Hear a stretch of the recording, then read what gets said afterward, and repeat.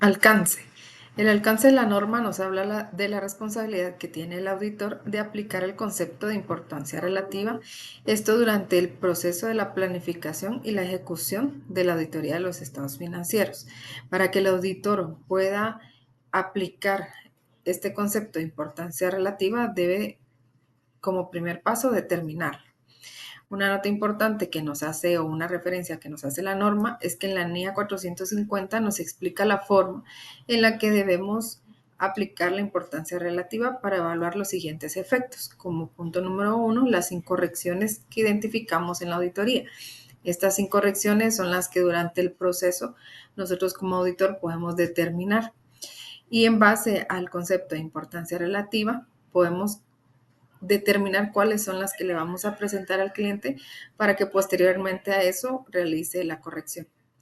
Y como punto número 2, las incorrecciones no corregidas sobre los estados financieros. Estas son las incorrecciones que se encontraron anteriormente, que fueron presentadas a nuestro cliente y que fueron sugeridas para sus correcciones. Sin embargo, en la revisión que estemos realizando podemos volver a encontrar algunas que no se han realizado y debemos de evaluar bajo el criterio si estas pueden continuar hacia adelante sin ser corregidas o debemos de hablar con nuestro cliente de que esto debe ser corregido. Los siguientes tres conceptos le proporcionan al auditor un marco de referencia para determinar la importancia relativa a efectos de la auditoría.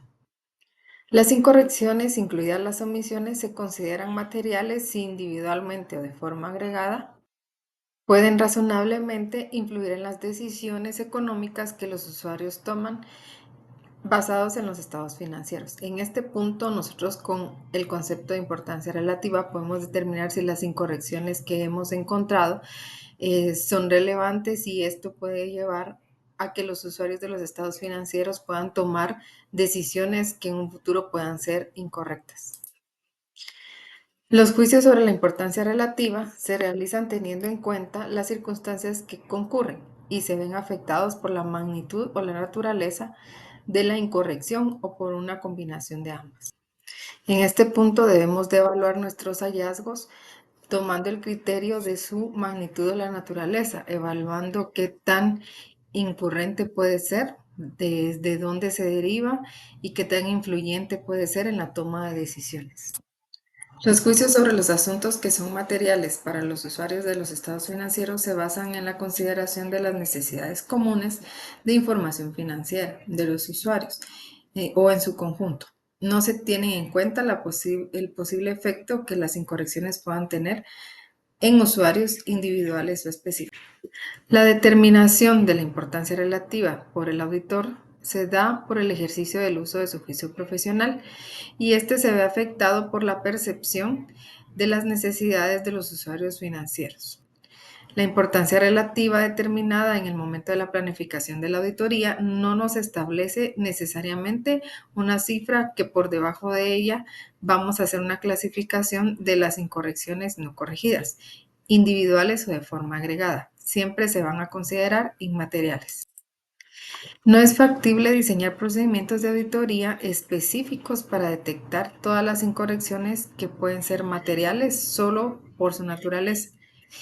Estas consideraciones en base a la naturaleza nos sirven para revelar información relevante para el diseño de los procedimientos de auditoría. Seguidamente tenemos el objetivo del auditor según la NIA 320. Esta norma nos indica que el objetivo del auditor es el de aplicar el concepto de importancia relativa de una manera que sea adecuada en la planificación y ejecución de la auditoría. La definición mencionada en esta norma es la de la importancia relativa o materialidad. Para efectos de las normas internacionales de auditoría, la importancia relativa o materialidad en la ejecución del trabajo se refiere 1. A las cifras determinadas por el auditor por debajo del nivel de importancia relativa que se ha establecido para los estados financieros en su conjunto. Esto con el objetivo de reducir a un nivel adecuadamente bajo la probabilidad de que la suma de las incorrecciones que no sean corregidas y que no sean detectadas supere la importancia relativa determinada para los estados financieros en su conjunto. 2. La importancia relativa para la ejecución del trabajo también se refiere a las cifras que han sido determinadas por el auditor por debajo del nivel o de niveles de importancia relativa para determinados tipos de transacciones, saldos contables o información a revelar.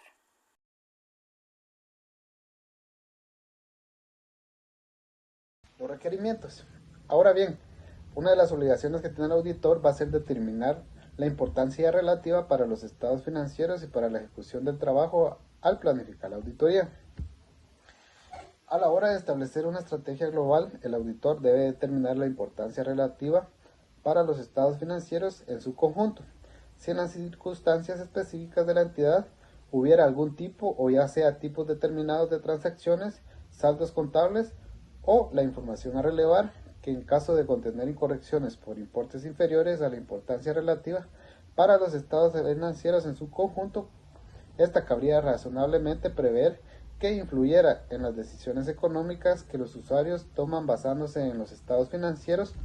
El auditor va a determinar también ya sea el nivel o los niveles de importancia relativa a la hora de aplicar los dichos tipos concretos de transacciones, saldos contables o la información a relevar, como también el auditor debe determinar la importancia relativa para la ejecución del trabajo, esta con el fin de valorar los riesgos de incorrección material y de determinar la naturaleza, el momento de la realización y la extensión de los procedimientos posteriores de auditoría. Revisión a medida que la auditoría avanza. El auditor tiene la obligación de revisar ciertos puntos muy importantes, como lo son la importancia relativa para los estados financieros en su conjunto y en su caso el nivel o ya sea los niveles de importancia relativa para determinados tipos de transacciones concretas, ya sea los saldos contables o la información a relevar. En el caso que se dispongan durante la realización de la auditoría, la información que debe hacerla teniendo inicialmente le hubiera llevado a determinar una cifra o cifras diferentes. En dado caso, si el auditor concluye que es adecuada una importancia relativa inferior a la determinada inicialmente para los estados financieros en su conjunto, y en su caso el nivel o niveles de importancia relativa para determinados tipos de transacciones, saldos contables o información a relevar, este determinará si es necesario revisar la importancia relativa para la ejecución del trabajo y si la naturaleza, el momento de realización y la extensión de los procedimientos de auditoría posteriores inicialmente establecidos siguen siendo los adecuados. Bueno, por último, la documentación. En este caso, el auditor debe incluir en la documentación de la auditoría las siguientes cifras y los factores tenidos en cuenta para su determinación. En el inciso A podemos encontrar la importancia relativa para los estados financieros en su conjunto. En el inciso B, cuando resulte aplicable el nivel o ya sea los niveles de importancia relativa para determinados tipos de transacciones, como los saldos contables y la información a relevar. En el inciso C, la importancia relativa para la ejecución del trabajo. Y por último, en el inciso D, cualquier revisión de las cifras establecidas en el inciso A y en el inciso C a medida que la auditoría va avanzando. Continuamos con la NIA 330, respuestas del auditor a los riesgos valorados. Esta norma trata de la responsabilidad que tiene el auditor de diseñar e implementar respuestas a los riesgos de incorrección material identificados y valorados en la auditoría de estados financieros, con el apoyo de la NIA 315 que expone las situaciones a las que el auditor debe estar atento y la manera de proceder ante dichos riesgos. Por ende, el objetivo del auditor siempre es obtener evidencia suficiente y adecuada con respecto a los riesgos. Entre las respuestas pueden estar las siguientes: asignar personal especializado y proporcionar una mayor supervisión, entre otros. Definiciones. Procedimiento sustantivo. Son procedimientos de auditoría diseñados para detectar incorrecciones materiales en las afirmaciones. Estos pueden ser pruebas de detalle y procedimientos analíticos sustantivos como el análisis financiero realizado a los subgrupos de cuentas y componentes de los estados financieros. Pruebas de controles. Estas pruebas evalúan la eficacia operativa en los controles, en la prevención, en la detección y corrección de incorrecciones materiales de las afirmaciones. Buenas tardes, vamos a hablar sobre los requerimientos. Respuestas globales. El auditor diseñará e implementará respuestas globales para responder a los riesgos valorados de incorrección material en los estados financieros. Procedimientos de auditoría que responden a los riesgos valorados de incorrección material en las afirmaciones. El auditor diseñará y aplicará procedimientos de auditoría posteriores cuya naturaleza, momento de realización y extensión estén basados en los riesgos valorados de incorrección material en las afirmaciones y respondan a dichos riesgos. Para el diseño de los procedimientos de auditoría posteriores que han de ser aplicados, el auditor considerará los motivos de la valoración otorgada al riesgo de incorrección material en las afirmaciones para cada tipo de transacción, saldo contable e información a revelar, incluyendo la probabilidad que exista incorrección material debido a las características específicas de cada cuenta, saldo contable o información a revelar. Si en la valoración de riesgo ha tenido en cuenta los controles relevantes, siendo entonces necesario que el auditor obtenga evidencia suficiente y adecuada para determinar si los controles operan eficazmente. Obtendrá evidencia de auditoría más convincente cuanto mayor sea la valoración del riesgo realizada por el auditor. Pruebas de controles. El auditor diseñará e implementará pruebas de controles con el fin de obtener evidencia de auditoría suficiente y adecuada sobre la eficacia operativa de los controles si la valoración de los riesgos de incorrección material en las afirmaciones realizadas por el auditor comporta la expectativa de los controles que están operando.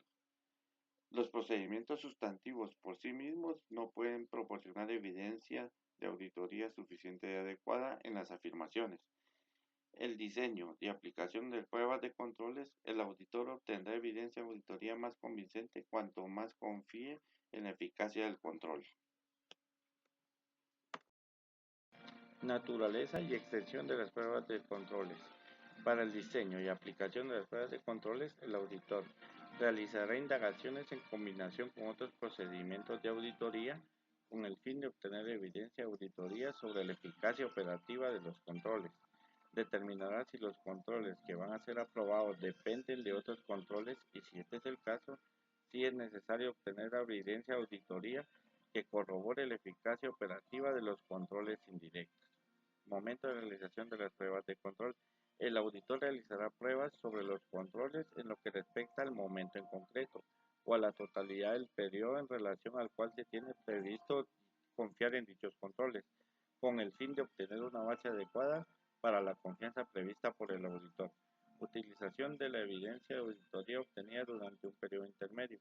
Si el auditor tiene evidencia de auditoría sobre la eficacia operativa de los controles durante un periodo intermedio, deberá obtener evidencia de auditoría sobre los cambios significativos de dichos controles con posterioridad al periodo intermedio y determinará la evidencia de auditoría adicional que debe obtenerse para el periodo restante.